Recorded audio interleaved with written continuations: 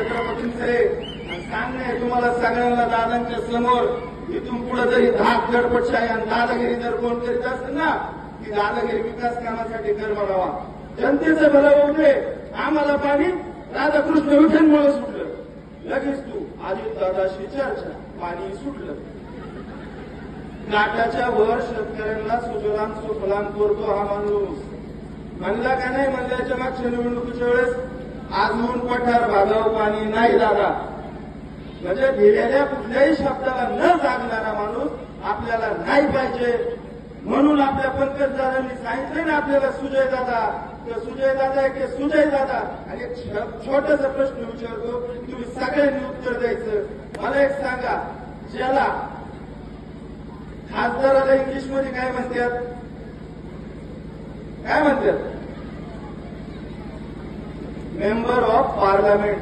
ह्या शब्दाचं स्पेलिंग जर तुला येत असेल आणि तू कुठून तरी ऐकत असेल तर 100% उत्तर दे. एखादं तुला दिसतात सुजयदादाच्या फॅक्टऱ्या. अरे पण तुला माहितीये का मूर्खा माननीय सन्माननीय वैकुंठवासी विठ्ठलराव विखे पाटलांनी आपल्या तालुक्यामध्ये आपल्या नगर जिल्ह्यामध्ये आणि आशिया खंडातला पहिला साखर कारखाना शेतकऱ्यांना घेऊन काढला. कुठं आमदार आहे तू काढला. पारनेरचा बंद पडला. पारनेरच्या नावाने भोपतून पारनेरचा कारखाना तुला बंद पडून दिला. 5 वर्ष संधी द्या 5 वर्ष संधी द्या. काय केलं रे तू सायराट ग्रुपचा अध्यक्ष पत्रकार बांधव लक्षात ठेवा. अजून जर लय बोलायला लागलो नाही तर सगळं मला माहिती.